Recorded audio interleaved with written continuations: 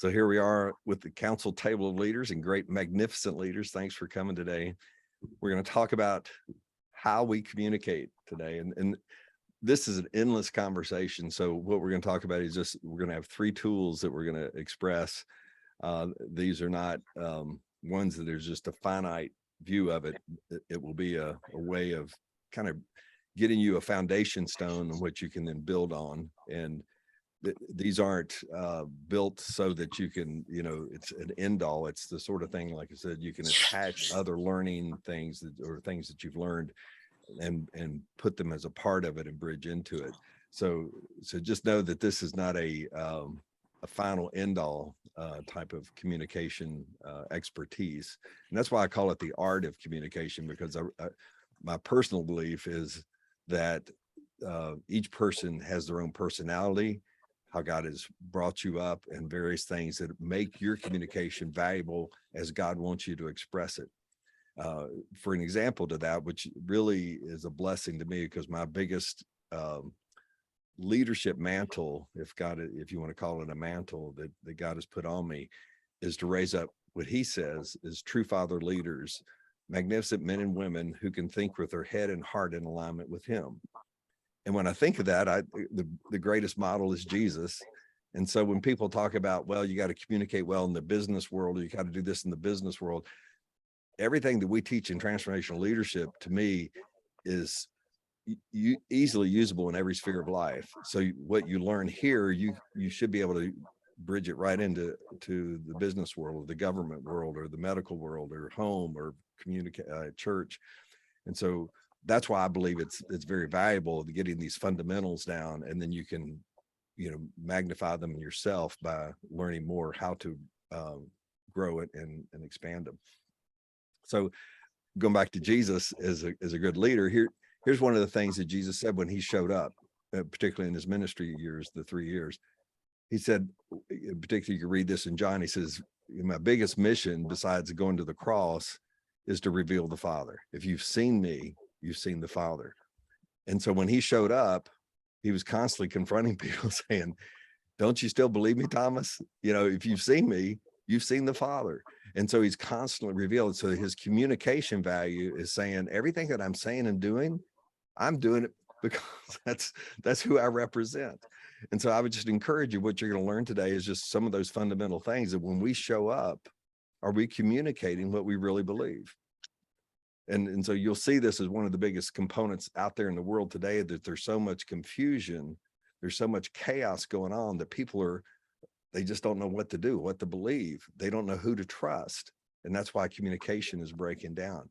A person said to me one time, and particularly in a sales cycle, he would say it this way, that a confused mind says no. So if my marketing is confusing, or my advertising, or whatever, and I'm not communicating the right thing, the confused mind says, I don't care how much you talk or show me the facts. I don't get it. I don't want to understand it. I'm out of here.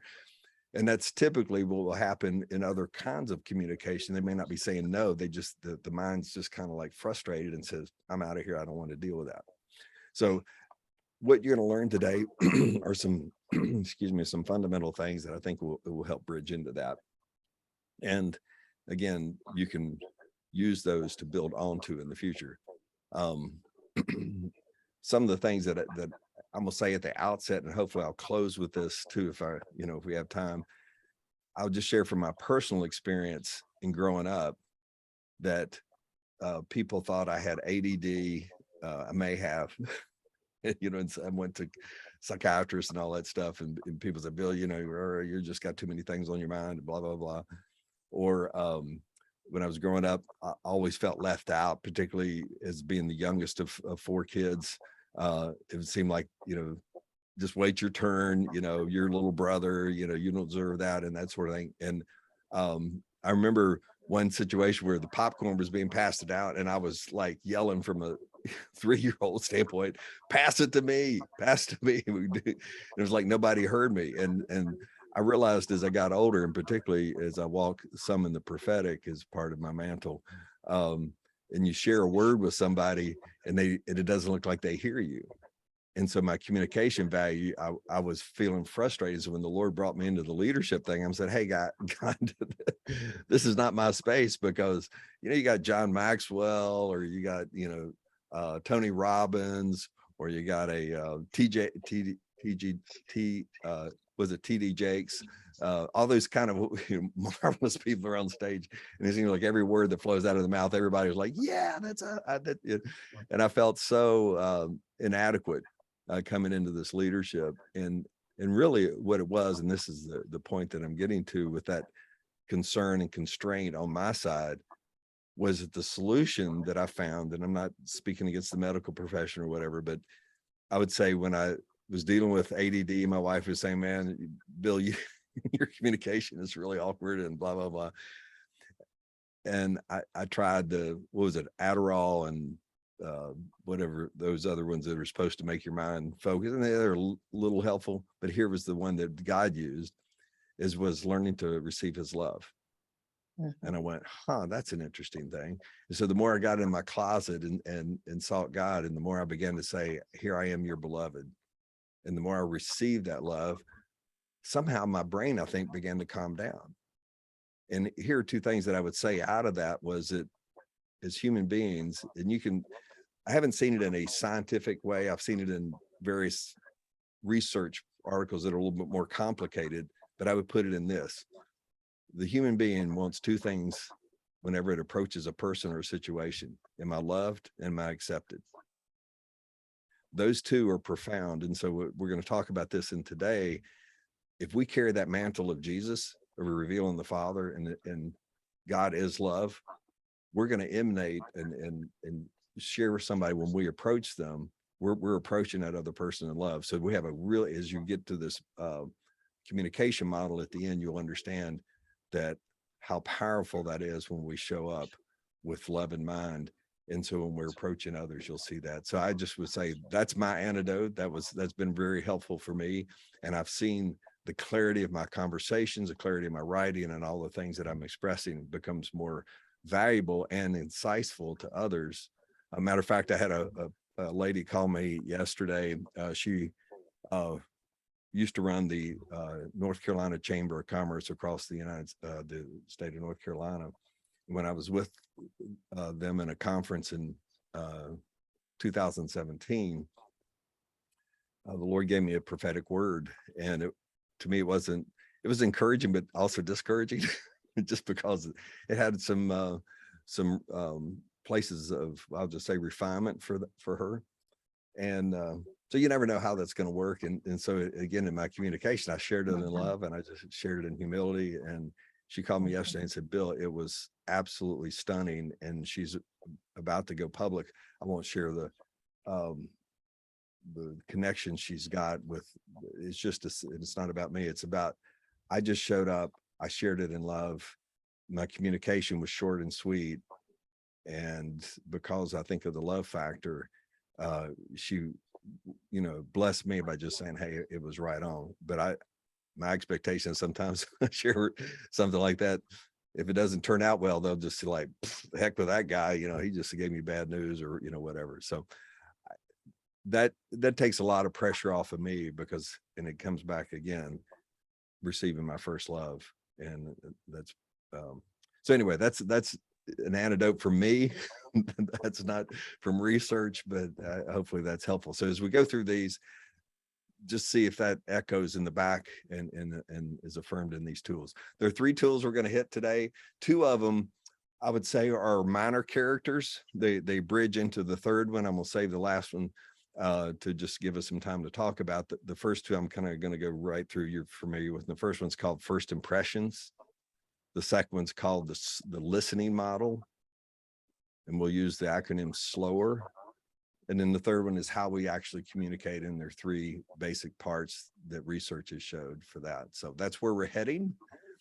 And let's jump into first impressions. Before we get there, why don't we just do a little poll taking? Anybody? Hey, Kelia, by the way, welcome. Anybody want to tell us what a first impression is, or looks like, or feels like? You ever experienced a first impression?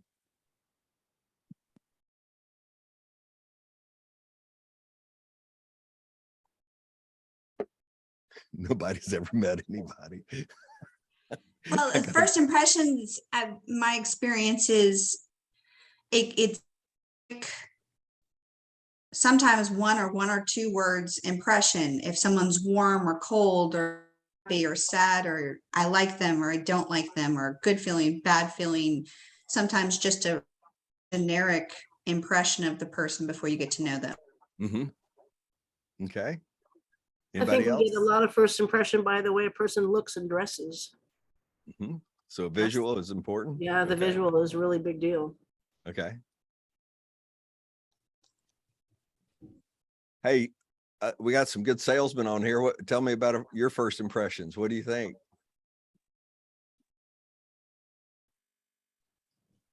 Well, don't want to give away your secrets, huh?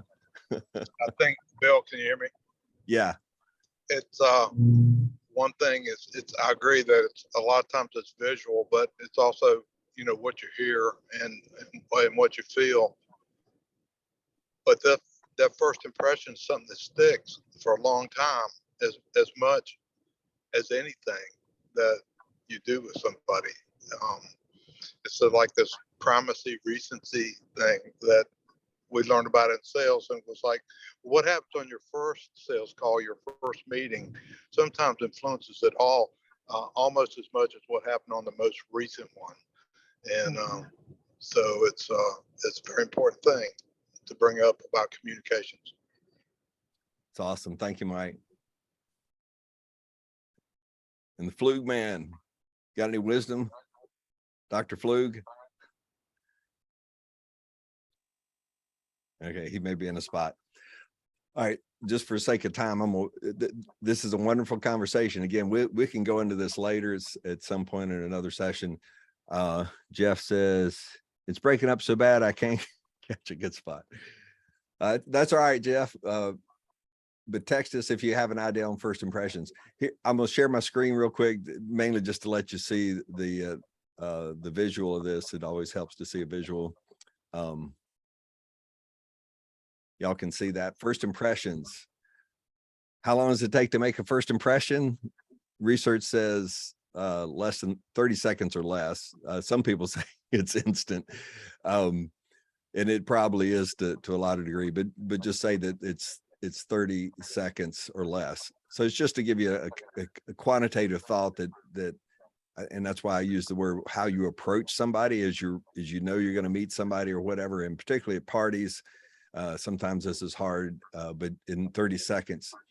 And then the second one is helpful. Is, you know, how many additional encounters, and it goes back to Mike's, does it take to undo or change a bad first impression? And I'll usually ask the question so you'll have to guess at it, but it's 20 or more. Now, that's frightening. And again, this is from research, and I'm not going to debate it. Some people get away with it. Sometimes I've had a person give me a bad impression, and because I tend to overlook things sometimes, just because I do it myself and say, hey, everybody's sinned and fallen short. But 20 or more. So and Mike and Jeff, y'all could probably speak to this a little bit more, and there'll be some other times where we may get into this, but just know that this is important on a first impression. What I don't want to encourage here is faking it. And that's why I started off with this idea of love. Some people, one of my older brothers is a salesman. He's been in real estate. He's done a lot of stuff. And he used to say to me, Bill, you need to fake it till you make it. And there's some truth to that. I would use it in a different way. If there's certain talents or skills that you're working at, you work at it, and you might call that faking it. In other words, a better handshake, or, how you hug, or, if you want to, do your hair a little differently, just to, you haven't done that before, but don't do it falsely just to impress somebody. I think that leads you down the wrong road. So my encouragement as a Christian is that out of the issues of the heart, the mouth speaks. And if you have some phony, fake thoughts, and you do it in a physical way or emotional way or whatever, it's probably going to come back and bite you somewhere down the line. Any thoughts, comments, words of wisdom from you good folks out there?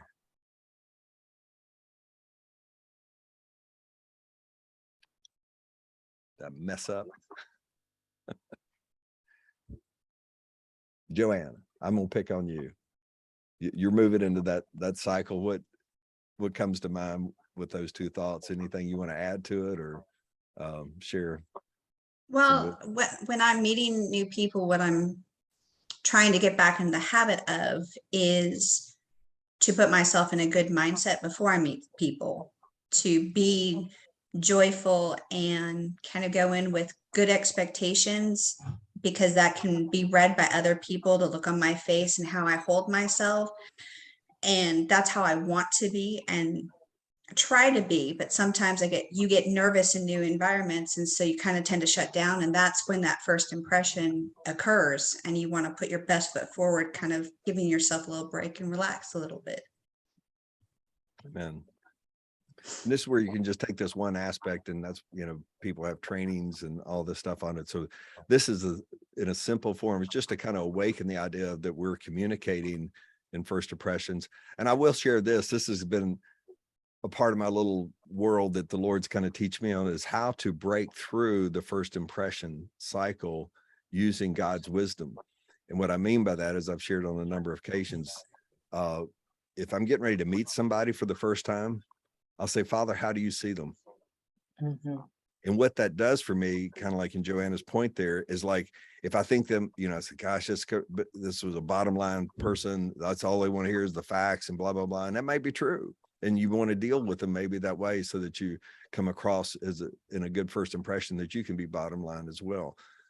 But if let's say, like I've shared, I think in the previous session or before, there was a guy that I dealt with in a real estate, where I was in construction, and he owned a lot of real estate. And when I went to do the closing part of the contract, I asked the father, how do you want me to approach this guy? Because I knew he was going to try to cut my fees.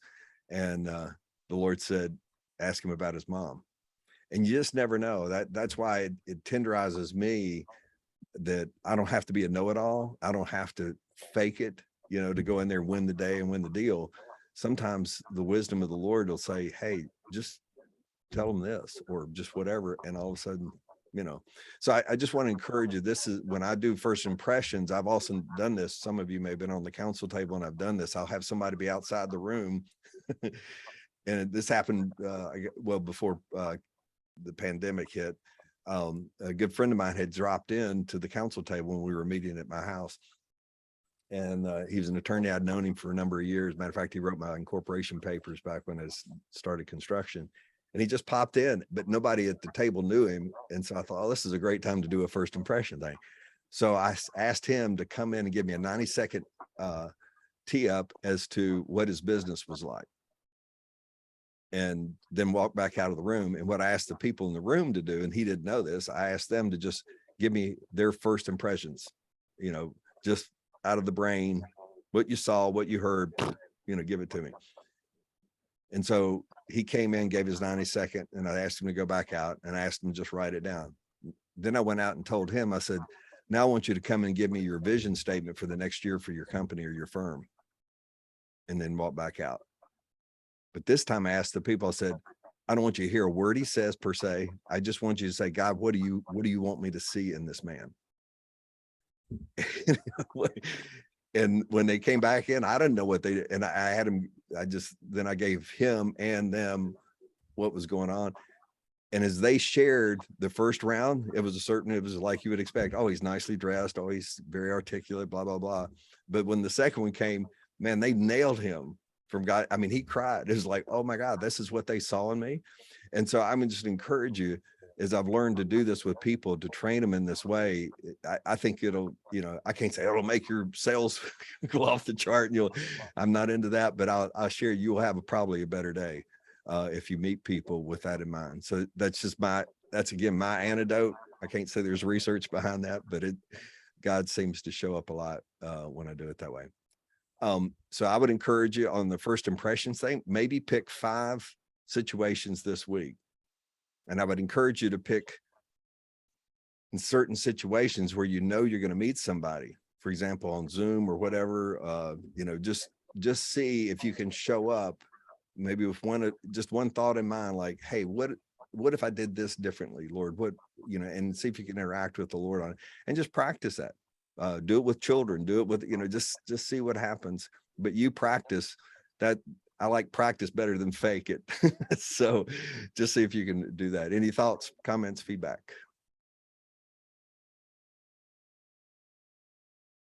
Man, I am such a good communicator. I just got you all just lean back like, wow, that's any other thoughts? Okay. All right.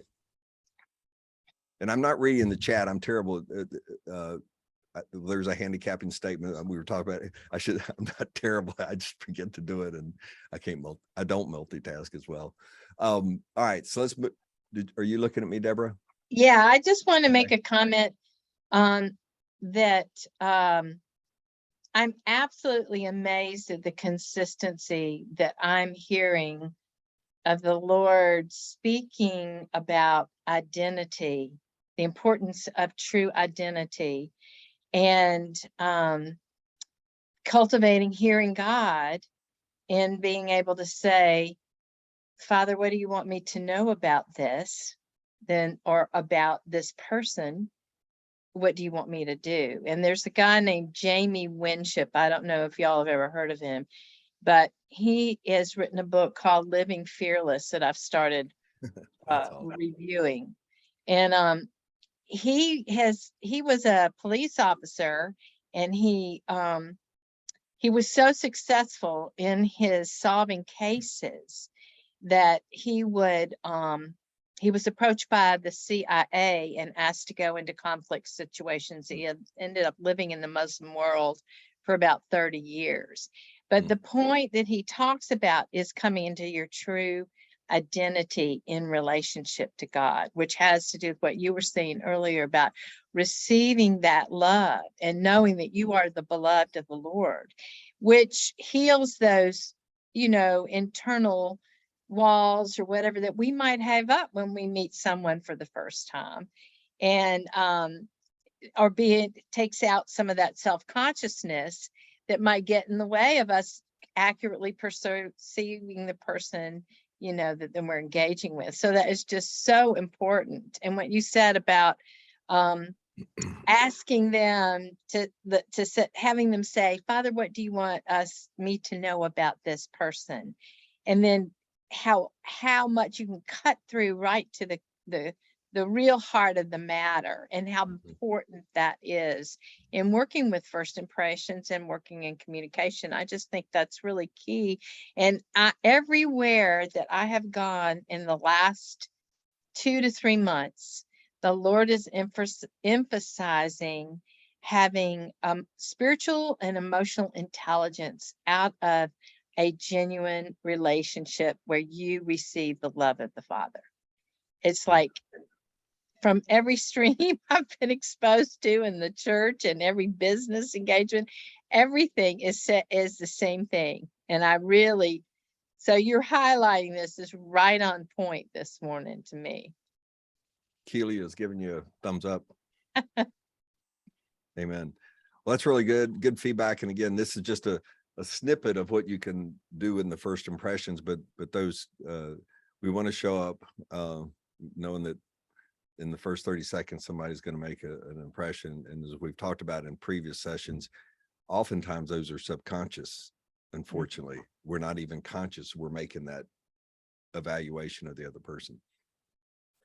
I will say this, when it comes to a bad impression, if you find something you did, if they tell you or you figure it out, we recommend using the 6-step apology. Let's say that you say I walked up and I accidentally spilled coffee on somebody, and just, oops, and even though you didn't intend it, they didn't want it, but maybe they embarrassed them. Now they've got to go change their shirt or whatever.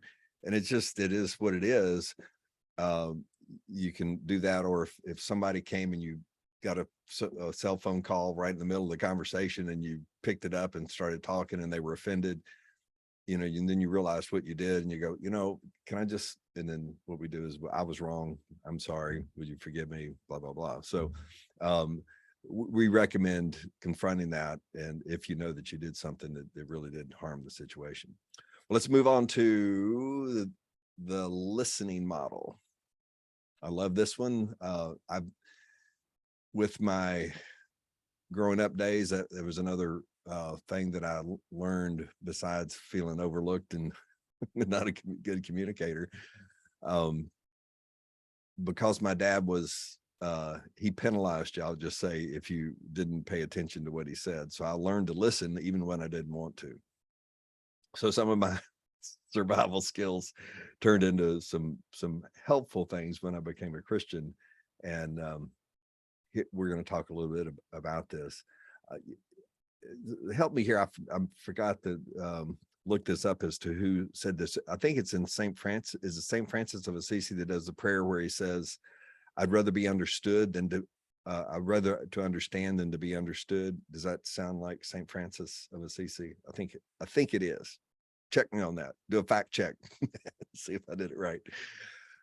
And it's very important. So listening, I think, is very important part of communicating, because we learn some skills that it's helpful even when you're on the stage in the public arena or marketing or sales. You're picking up on things when you're listening. You're understanding some of the nuances of what's being said by other people. So we find it very important. I think it's extremely important. A lot of people find, have gotten good feedback that they say, Bill, you're a great listener. And it's because I've learned that it's powerful, that people really want to be understood. And that's part of when I said people want to know that they're loved or accepted. The acceptance part, you'll communicate loudly to them just by your body language alone that you care, and that will endure or endear them in a trust to you, because they'll say, well, he or she is listening well to me, and they'll have a more propensity to share some of the things that are on their heart, which is important, particularly again in sales or anything else. But we're not here to manipulate. We're here to understand, to serve them better. So with that idea in mind, here again, this is just what we've learned. It's kind of simple. There may be some other things you've learned that you can bridge into this or bridge out of it. But we use the word slower to kind of get the mind to slow down and listen. So SLOWER is an acronym here, and we'll step through these real quick. Share my screen. So the S is to square up and be silent.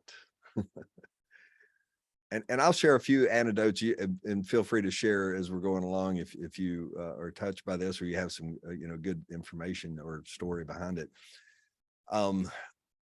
Where I thought I was a good listener, like I was growing up, I would listen, but also was a good multitasker. So like if my son would come in and, let's say, as an 8-year-old, and say, Dad, I've got this going on, and then say I'm working at the computer or doing something, I'm listening with my ear, but I'm turned away from him and I'm just typing away, or I'm doing something on the phone or whatever, and I'm answering him maybe and so forth. But as we'll learn in the next model and how we communicate, the 3 parts of communication, we're going to find that's a negative. So anyway, from the slower listening model, what you're going to find is that if you turn your body and address the person, stop any distraction if it's important, if you're not going to be able to really listen well to their concern, again, as in business, sometimes this isn't always easy, but to give them your undivided attention. And if you have to, my encouragement is, if you've only got 30 seconds, say, hey, I've only got 30 seconds here. Can you just tell me what the bottom line is? But square up and look and get to them.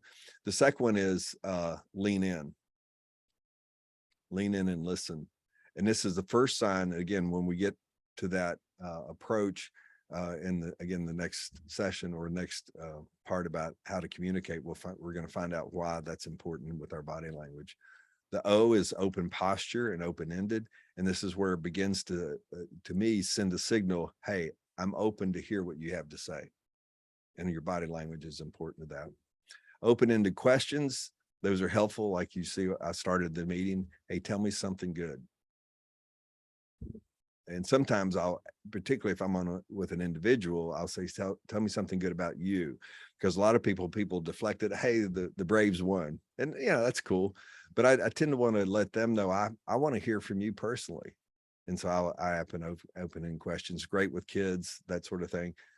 Most of you know this, particularly in sales, you want to do that to get your client conversational. W is willing to be engaged. That's a big one. In my multitasking days, I wanted to engage and hear what they had to say, but I also wanted to get done what I had to do. And, it's not good. So willingness to be engaged is the W. E is for eye contact. I've heard in some cultures that eye contact isn't good. Generally speaking, I find it a very powerful thing. And so it's best you can do that. And, women, sometimes I'm sensitive to that, men, if women are addressing men, they have to understand, going back to Deborah's point about true identity, just know who you are and that you're not flirting or whatever else, and be very, good about that. Not that men don't do that, but it's just say that men and women connection, you have to be careful of the eye contact. Be relaxed and respond. And again, this is body language to tell the other person you're not worried. You want to give them that thing. But if you do have a time constraint, let them know that too. And that's very important. And the idea of repeat if necessary. I'm learning to do this better. I used to think it was kind of fake to say, the person says, I'm not feeling well today. And say, oh, you're not feeling well. Well, sometimes just saying that back says, I did hear them, just the idea that you echoed it back. But sometimes it's good for my brain to say, I really did hear that. That's exactly what they said. So I find it is powerful to repeat back, one, that they did hear it. And then if you want to kind of add something to that, say, yeah, I heard you say that. I'm really sorry, or, or I'm really glad for you, whatever. Those are just signals. And again, you've probably been trained in this in different ways, and it could add more to it. But let me just stop there and stop the screen. Any thoughts, comments, feedback on your listening model? Is everyone now is leaning in to hear the other person talk? Any comments? I think it's just a good reminder to some of these things you intuitively know or you've learned, but you forget. So it's a good reminder just to go through and ask yourself the question, am I doing these things when I'm engaging with other people and I'm supposed to be listening to them, especially your children? And Because it's easy well, to just to listen to them and be like, okay, you're just droning on. Okay, fine. So it's helpful because they do pick up on, like you said, being heard, feeling heard and seen, and that what they say matters. So it's a good reminder. Thank you. David Long, any comments from the wise man from DC? I had a interesting experience. I was just observing an engagement in team building, conflict resolution. My mentor was doing it. And he had everyone go in pairs, knee to knee, and just for 2 minutes stare into the other person's eyes. And having not done that before, and that making me uncomfortable, just to begin with, it really was interesting how it kind of forces a deeper, like, knowing or looking. But the reason I bring that up is, as spirit-filled believers, we carry something internally. The woman I was paired with, don't know her name, never met her before. She cried the entire 2 minutes. And I'm just staring in my eyes. And at first I'm like, oh, wow, is it me? Am I offensive? What am I doing? Then I realized, oh, it's you. It's you, Lord, that she's seeing in my eyes. And this is shortly after my baptism, the Holy Spirit experience. So I knew that. And I realized in that moment that how the single light, the one light that Christ talks about, how we use that solely, and can use that to demonstrate the love of God, to share the love of God, even how we look at someone. I'll never forget that. And so I'm I think more aware now that there's a spiritual power connection in what you're describing, beyond just the significance of treating someone with that kind of like dignity and respect, to give them your full attention. Yes. Yeah, thanks. I think this is great. I hope you don't mind. I took a screenshot. Oh, we use something similar, but yeah. Well, I appreciate that. Yeah, Julia. Uh-oh. Late 60s, early 70s, there was something started called active listening. And this is the same thing that you're sharing. But one part of that is that people when they share or talk, they are trying to perceive how they are being received, consciously or unconsciously. And when you're doing this listening and you don't come back with advice, you don't come back with the answer, you come back with a general, okay, yeah, just innocuous little things that the person is saying, they hear me, especially with children. They will go, that person who's talking, as their confidence in this grows, they will go to a deeper level.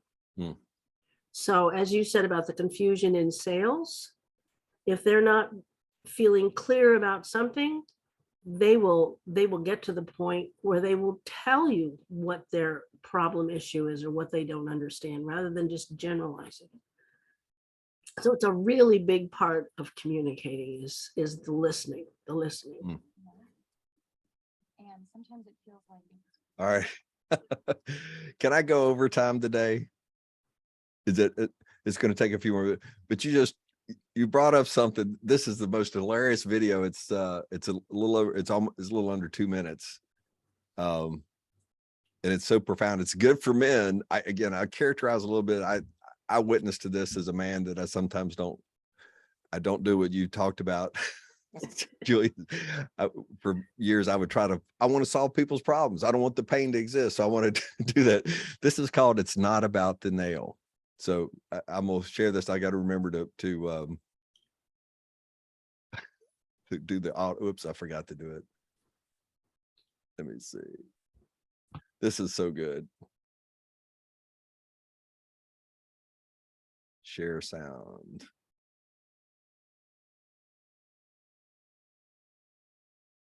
It's not about the nail. Just tell me if you can't hear this. It's just, there's all this pressure, you know? And sometimes it feels like it's right up on me and I can just feel it, like literally feel it in my head, and it's relentless. And I don't know if it's going to stop. I mean, that's the thing that scares me the most, is that I don't know if it's ever going to stop. Yeah. Well, you do have a nail in your head. It is not about the nail. Are you sure? Because, I mean, I'll bet if we got that out of there. Stop trying to fix it. No, I'm not trying to fix it. I'm just pointing out that maybe the nail is causing. You all.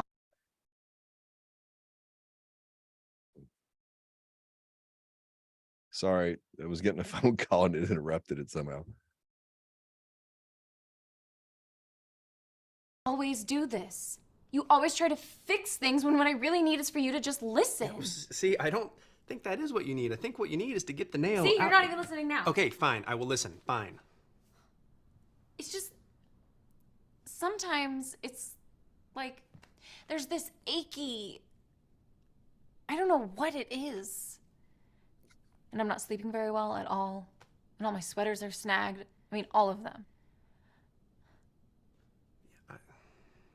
That sounds really hard. It is. Thank you. Ow! Oh, come on. If you would just. Don't. Oh my gosh, I crack up. I've done that so many times. Have y'all seen that before? I don't want to bore you with it, but it's oh, this silly thing. All right. Can I tell a really quick story? Oh, sorry. Since we're going a little over, can I Yeah, tell a it's- really quick story? It's really profound. And it is good to know when to, and again, in sales, this is if you can see it, you want to address it, but I don't know. Thoughts, comments, feedback on that one.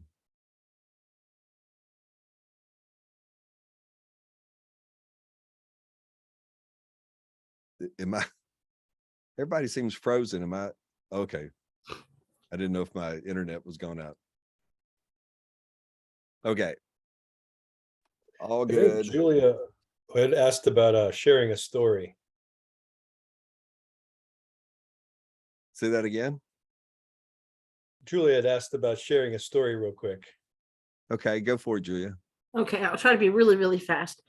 There was a family that had several children, and the youngest one was time for her to go off to kindergarten.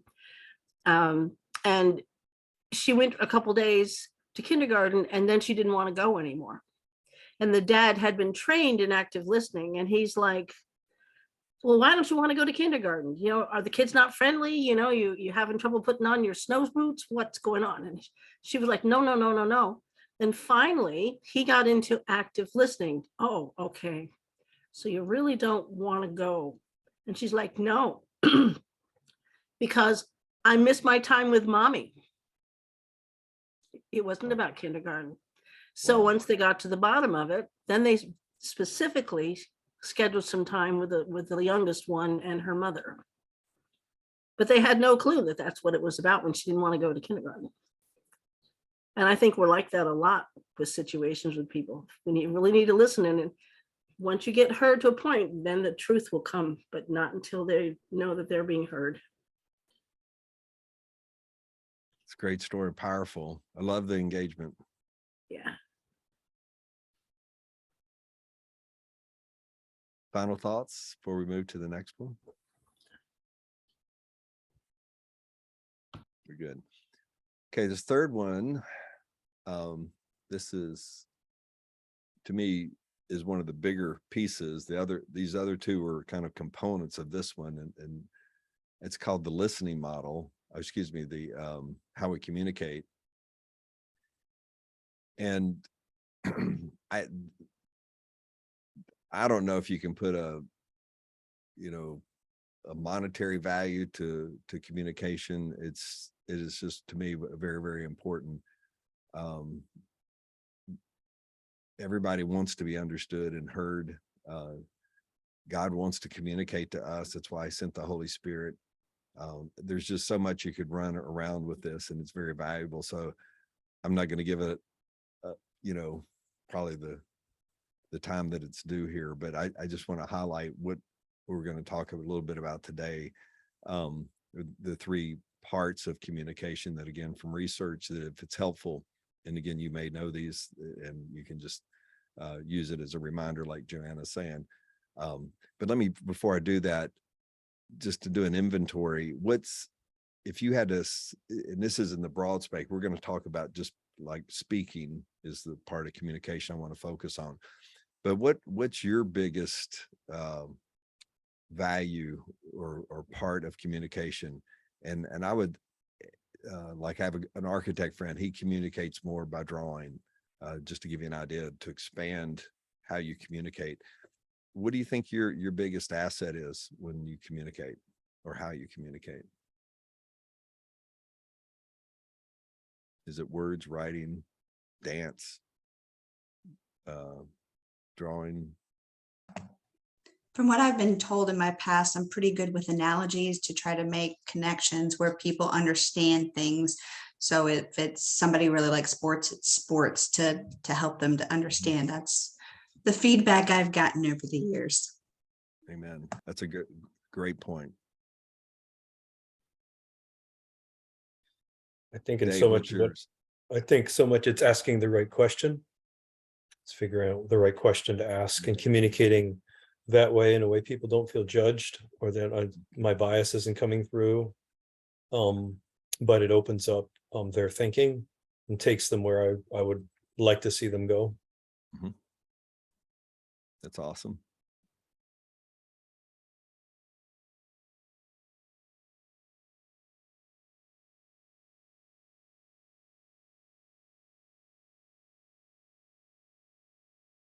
For me, as I shared a minute ago, listening has been a big part to help me communicate better, because I learned what somewhat what Joanne is saying is I learned more of their value statements or the ways they want to be communicated to. So I've learned to, that's the only language I'm multilingual in that way, that I can learn to speak somebody else's language better. Those are important, what I would call skills to the art. In other words, you can refine those and get those better. And that's why I want y'all to learn from each other, because nobody's going to be excellent at every one of them. So learning from each other is like in the questions and hearing others and doing the analogies, you know, word pictures, like you're saying, Joanna, that's what I've heard, particularly in marriage situations. If you can, you know, give those contextual things in a metaphor or whatever, so the other person emotionally can connect. It's really great. Let me, if I can, go ahead, Julia. Jesus talked in parables because Yes. people could choose to listen to them or not. And that's more the male brain than the female brain. Male brain feels threatened much more quickly, I believe. I think there's What do you studies on mean? it. What do you mean? Yeah, exactly. So yeah, so giving little stories, people maybe are going to remember the act of listening because of the little story I told or the video that we watched. That's an important part of communicating. Great point. And that's what we believe too, that stories really, if you have the time to tell a story that connects, that's really helpful, very empowering. Mhm. So let me ask you this question. If there are three components, and these three components, and I say if, that's what research is showing, we believe there are three components to make it simple. It's the words we use, the tone of voice, and our body language, those three. And we say that those three make up 100% of a communication, particularly in speaking. If you would write down, this is just it's kind of a quiz, but just to kind of give you a reality check. If all three of those components add up to 100%, can you segment out the percent that the words make up, the percent that the tone of voice, and the percent of body language? And all those three need to add up to 100. So if you want to take a second and write those down, what you think each one of those components are.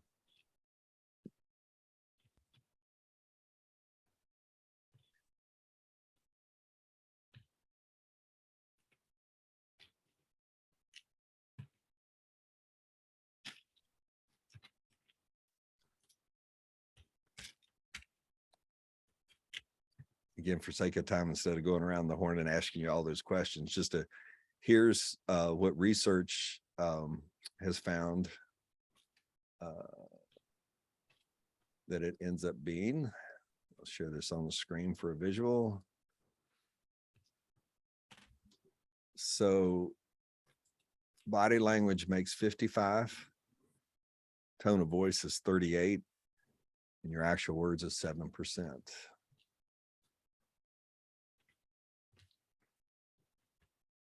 Tone of voice 38, body language 55, which makes up 93% of our communication, and then 7% of the words.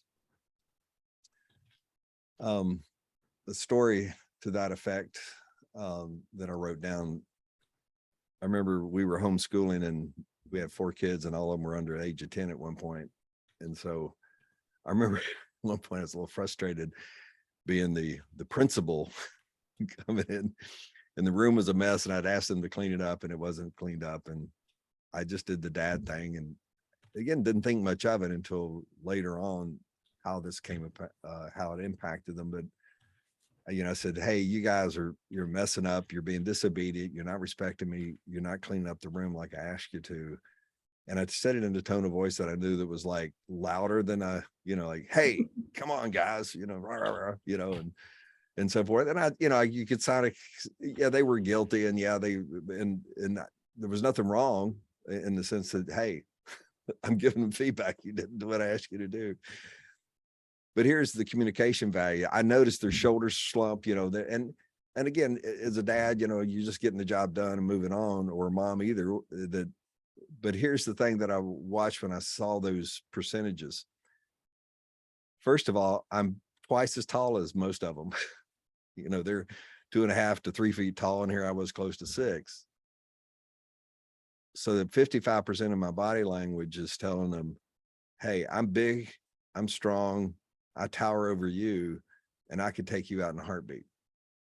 If you want to kind of exaggerate a little bit. My tone of voice also, being a man, I'm not talking like a little child. So it's like the communication value. So 93% of what they heard was, you're not welcome here. You're not accepted and you're bad. And again, they knew I loved them. And I'm sure that was maybe in there somewhere, but, and I'm not saying that again, I was totally wrong, but it made me realize my own perspective of why was I communicating at that level? And yeah, I may have been angry. I was probably more worried that I needed to get back and do something. I needed them to go ahead and get it done. It was more about me than them. And that's part of what we'll talk about in another session, how to bring about discipline in the marketplace, particularly with employees, and let them fire themselves instead of you having to do it. So it takes the pressure off of you to have to be the bad guy. So I just share that story that there, here's another one. Inside story, inside the baseball story. I'll never forget this one. Great feedback by Ann, my wife. In a discussion, again, I'm just living out loud, thinking I'm doing the right thing. And I remember sharing something that was important to me that I wanted to communicate to her. And I actually can't even remember the content, but I just remember her responding back. That just hit me like a ton of bricks in the context of this 55-38 value system, that she didn't hear the words that I said. And I remember saying to her, Ann, you don't hear my heart. She says, oh, I hear your heart, meaning the words. She says, it's the dagger eyes that are killing me. And so I just, if I don't know if Joanna has a metaphor for that, but I just, whether I look like Godzilla or one of the superheroes that were about to pounce on her with lightning bolts coming out of my brain. But it took me back that I realized I am not being an effective communicator here. And that's probably some of the things that she said, you got ADD, or you got to go get something fixed here because you're not a good communicator. And I thought I was, the more that I talked or whatever, that I would share. So those are some of my personal experiences of my own inability to communicate. And that's why when I saw these values that are presented here, they really helped to realize that I don't have to be the most articulate person, but if I'll show up, like I started out with this, that if I show up in love and with the perspective that I really want to honor the other person and some of those biblical mandates, that primarily I'm probably going to have an effective communication value. And again, I could have used a different word or better language, or, shorten my sentence or something. But generally speaking, if I just show up with a good attitude and a good heart, and then think about what I'm going to say before I say it, that probably is going to help me out. So those are some thoughts, some feedback, ideas, some of the things you've learned I would like to add to this.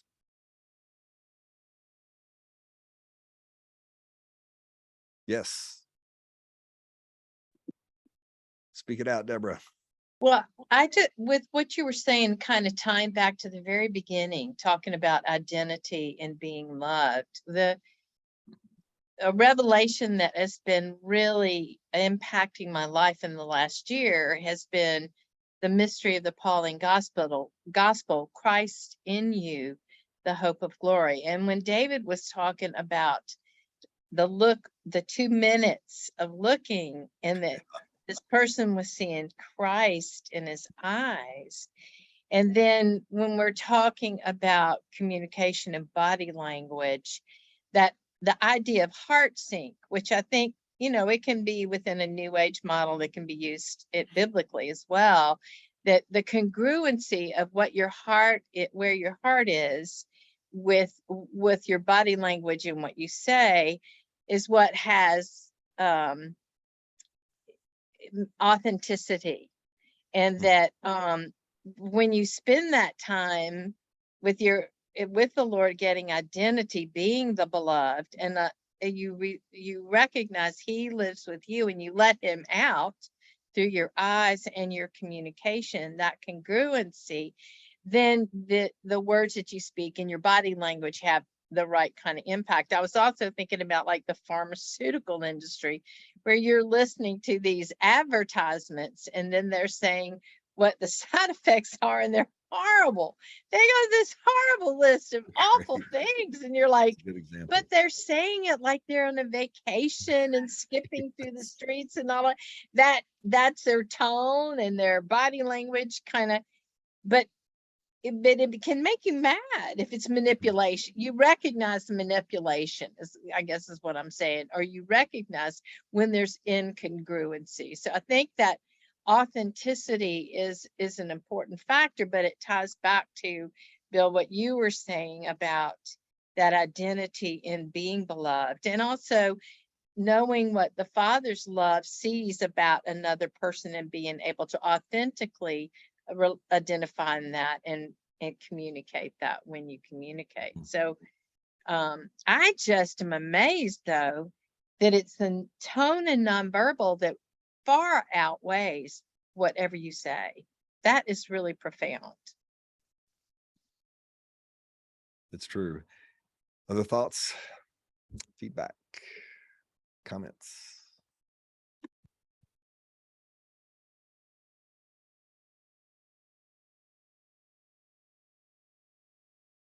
From a positive standpoint, like you're saying, Deborah, from a Christian perspective, that to me, this gives, and with your point, David, too, about I remember somebody else, a great friend of mine, sharing that this is one of the things that transformed his marriage, that he was encouraged to do that. Look in your wife's eyes for 2 minutes, and something happened there that was really powerful for them. And it's just, I can't imagine looking in Jesus's eyes. I think that would probably, if I did that every morning, I'd probably be good for the day.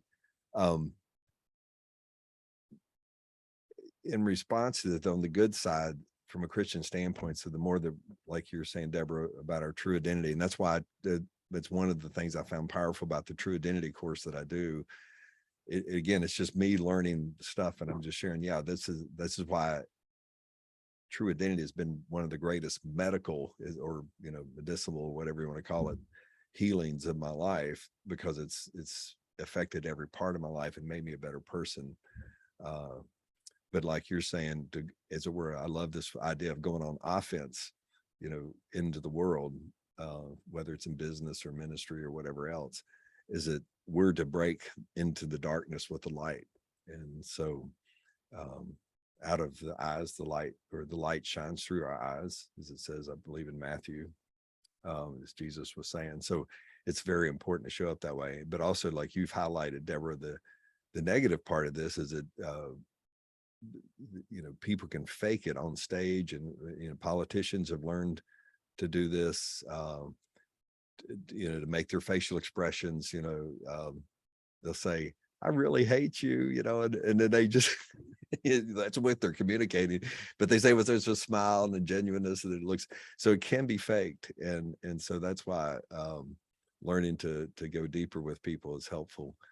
Trust, to me, is one of the huge components we want to look for with this body language and so forth. If you're communicating, you can trust me, subconsciously or whatever else. In other words, that's part of when we looked at the slower or listening model, you're relaxed. Hey, I'm listening to you, can trust me. And again, you can use that to to manipulate people, but I would encourage you not to. Anytime you want to do these things to manipulate, I would just do it always to grow like Jesus. And again, using some of the Jesus examples, for example, in this communication value, I was kind of reflecting, and you may have some stories along this time. When Jesus was confronted with the adulterous woman,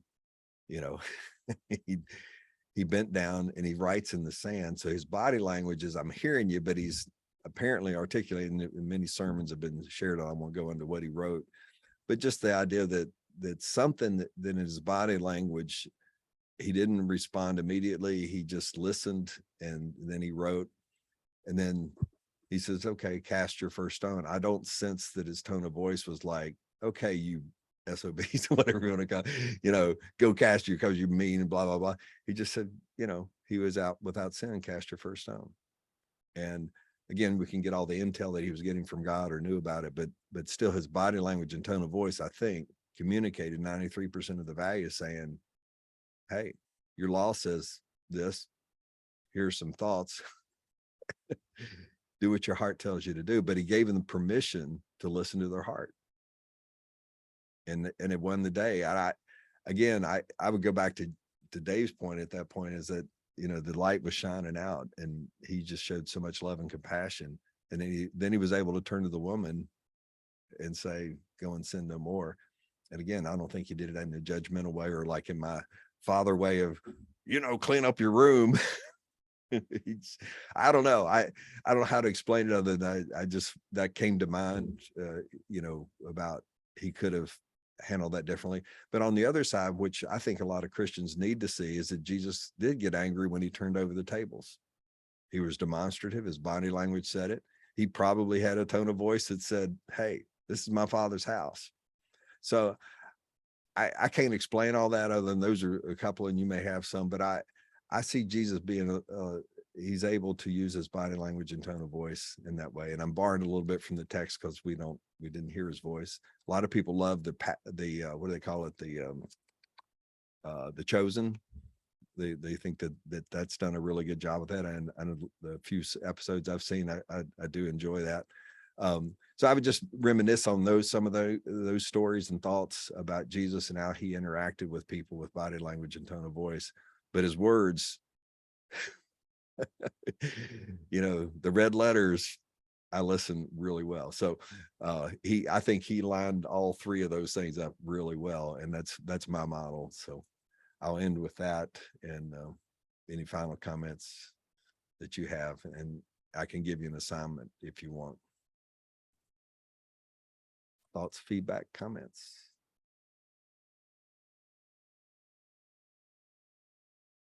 Looking at the clock, my body language.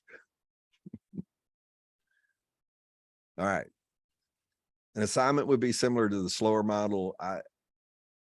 I would, you know, pick maybe just, you can pick 5 again, but, you know, pick 1, 2, or 3. And I would pick them in places that you might find yourself uncomfortable doing, you know, whether it's going to a party and introducing yourself to somebody you don't know. You just pick some places that you just want to practice how to show up in all three as best you can.